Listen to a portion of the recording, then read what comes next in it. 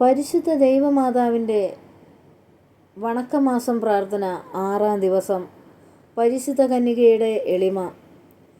ലോക പരിത്രാതാവിൻ്റെ ആഗമനം സമീപിച്ചു എന്ന് യഹൂദ വനിതകൾ മനസ്സിലാക്കിയിരുന്നു.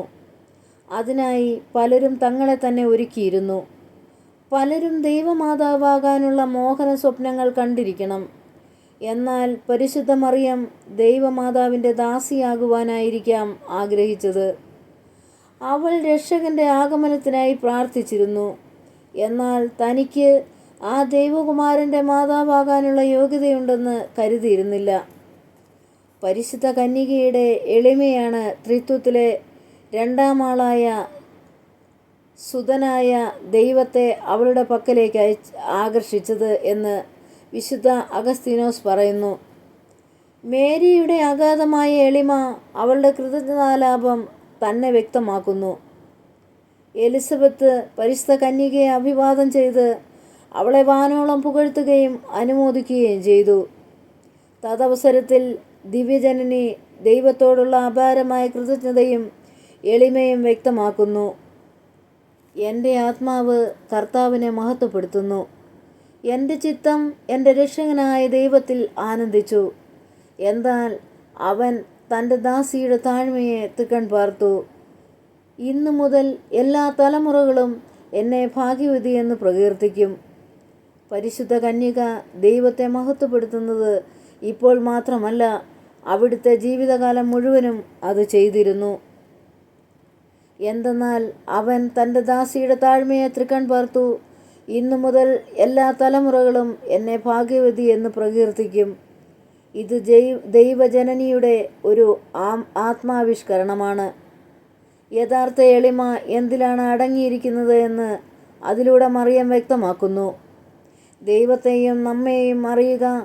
ആ യഥാർത്ഥ ജ്ഞാനത്തിൻ്റെ പ്രകാശത്തിൽ നമുക്ക് ദൈവത്തോടും മറ്റു സൃഷ്ടവസ്തുക്കളോടുമുള്ള ബന്ധത്തിൽ അർഹമായ സ്ഥാനം നൽകുക എന്നതാണ് എളിമ. മേരി അവളുടെ മഹത്വ കാരണം എളിമയാണെന്ന് പ്രഖ്യാപിക്കുന്നു. തന്നെത്താൻ ഉയർത്തുന്നവൻ താഴ്ത്തപ്പെടും, തന്നെത്താൻ താഴ്ത്തുന്നവൻ ഉയർത്തപ്പെടും എന്നുള്ള ക്രിസ്തുനാഥൻ്റെ ദിവ്യവചസ്സുകൾ ദിവ്യജനനി മുൻകൂട്ടി മനസ്സിലാക്കി പ്രാവർത്തികമാക്കുകയാണ്. എല്ലാ തലമുറകളും എന്നെ ഭാഗ്യവതി എന്ന് പ്രകീർത്തിക്കും. പരിശുദ്ധ കന്യക ഒരു പ്രവചനം നടത്തുകയാണ്. ആ പ്രവചനം എത്ര സ്വാർത്ഥകമായിരിക്കുന്നു. തിരുസഭാ ചരിത്രം പരിശോധിക്കുമ്പോൾ നമുക്ക് കാണുവാൻ സാധിക്കും. വിശുദ്ധന്മാർ എല്ലാവരും മറിയത്തെ പ്രകീർത്തിക്കുന്നതിൽ ഉത്സുകരായിരുന്നുവെന്ന്. ക്രിസ്ത്യാനികൾ മാത്രമല്ല, അക്രൈസ്തവരും മറിയത്തെ സ്തുതിക്കുന്നതിൽ തൽപരരായിരുന്നു. ദൈവമാതാവ് എന്ന ഉന്നതമായ സ്ഥാനത്തേക്ക് അവരോധിതയായെങ്കിലും മേരി നസ്രത്തിലെ വിനീത കന്യകയായിട്ടാണ് ജീവിച്ചത്. എലിസബത്തിനെ ശുശ്രൂഷിക്കുവാൻ പോകുമ്പോഴും ക്രിസ്തുനാഥൻ്റെ പിറവിയിലും ഈജിപ്തിലേക്കുള്ള പാലായനത്തിലും എല്ലാം മറിയത്തിൻ്റെ വിനയവും എളിമയും പ്രകാശിതമാകുന്നു. മാതാവിൻ്റെ മക്കളായ നാം അമ്മയെ അനുകരിച്ച് എളിമയുള്ളവരാകണം. താഴ്മയുള്ളവർ ഭാഗ്യവാന്മാർ, എന്തെന്നാൽ ഭൂമി അവർ അവകാശമായി അനുഭവിക്കും എന്നുള്ള ക്രിസ്തുനാഥൻ്റെ വാക്കുകൾ നമ്മിൽ അന്വർത്ഥമാകും. സംഭവം: മതസ്ഥാപകനായ മുഹമ്മദും ഖുർആൻ ഭാഷ്യകർത്താവായ കർത്തയും മറ്റനവധി വ്യക്തികളും പരിശുദ്ധ കന്യകയെ സ്തുതിക്കുന്നു. ഇന്ന് വിശ്വവ്യാപകമായ നിത്യസഹായ മാതാവിനോടുള്ള ഭക്തി പ്രസിദ്ധമാണല്ലോ. 1970 ബാംഗ്ലൂരിലുള്ള നാഷണൽ കാറ്റഗറ്റിക്കൽ ആൻഡ് ലിറ്റർജിക്കൽ സെൻറ്ററിൽ ഒരു പരിപാടി ഉണ്ടായിരുന്നു. മാനസാന്തരപ്പെട്ടവരുടെ അനുഭവ വിവരണം. ഒരു പാഴ്സി, ഒരു മുഹമ്മദ്, ഒരു ഹിന്ദുവായ രാജമാണിക്യം എന്നീ 3 പേർ വന്ന് അവരുടെ മാനസാന്തര കഥ വിവരിച്ചു. 3 പേരുടെയും മാനസാന്തരത്തിന് പരിശുദ്ധ കന്യകയോടുള്ള ഭക്തിയാണ് കാരണമായത് എന്ന് അവർ പ്രസ്താവിക്കുകയുണ്ടായി. പ്രത്യേകിച്ചും ഹിന്ദുവിൻ്റെ മാനസാന്തരം ശ്രദ്ധേയമാണ്. അയാളൊരു നാസ്തികനായിരുന്നു. അങ്ങനെയിരിക്കുമ്പോൾ അവിടെ ദിവ്യരക്ഷാ സഭക്കാരുടെ സെമിനാരിയോട് അനുബന്ധിച്ചുള്ള ദേവാലയത്തിൽ നിത്യസഹായ മാതാവിൻ്റെ നൊവേനയിൽ സംബന്ധിക്കുവാനിടയായി. അയാൾ BA ബിരുദം സമ്പാദിച്ചതിന് ശേഷം ജോലിയില്ലാതെ വിഷമിച്ചു. ജോലി കിട്ടുവാൻ വേണ്ടി 9 ദിവസം നൊവേനയിൽ സംബന്ധിക്കാമെന്ന് പ്രതിജ്ഞ ചെയ്തു. 2 ദിവസം നവനാളിൽ സംബന്ധിച്ചപ്പോൾ ജോലി കിട്ടി. മാതാവിൻ്റെ സഹായം ഒന്ന് മാത്രമാണ് അതിനിടയാക്കിയത് എന്ന് അദ്ദേഹം ഉറച്ചു വിശ്വസിക്കുന്നു. പിന്നീട് കത്തോലിക്ക വിശ്വാസം സംബന്ധിച്ച് അദ്ദേഹം ധാരാളം അറിവ് നേടി. 1965 സഭയെ സമാശ്ലേഷിച്ചു.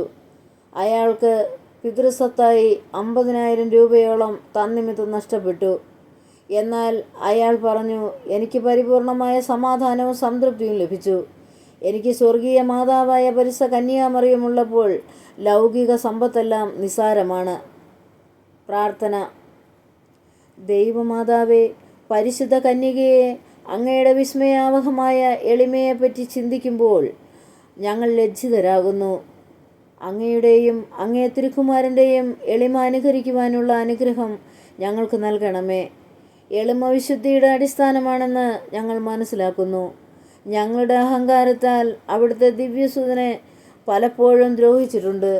അങ്ങയെ സ്നേഹിക്കുന്നതിൽ ഞങ്ങൾ വിമുഖരായിരുന്നു. അവയ്ക്കെല്ലാം പരിഹാരമർപ്പിച്ച് വിശ്വസ്തതാപൂർവം ഈശോയെയും ദൈവമാതാവായ അങ്ങയെയും സ്നേഹിച്ച് സേവിച്ചു കൊള്ളാമെന്ന് ഞങ്ങൾ പ്രതിജ്ഞ ചെയ്യുന്നു. അതിനുള്ള അനുഗ്രഹം ഞങ്ങൾക്ക് നൽകണമേ. എത്രയും ദയുള്ള മാതാവേ, നിന്റെ സംഘത്തിൽ ഓടി വന്ന് നിന്റെ മധ്യസ്ഥ വീഴ്ചയായി കേട്ടിട്ടില്ലെന്ന് നൽകണമേ.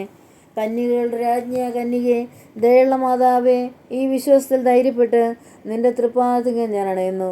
ബലവെച്ച് കണ്ണുനീർ ചിന്തിപ്പാവേ നിന്റെ ദയാധിക്യത്തെ കാത്തു നിൽക്കുന്നു. അവതരിച്ച വയസ്സിൽ മാതാവേ, ഞങ്ങളുടെ അപേക്ഷകൾ ഉപേക്ഷിക്കാതെ ദയാപൂർവം കേട്ടുള്ളണമേ. ആമേൻ.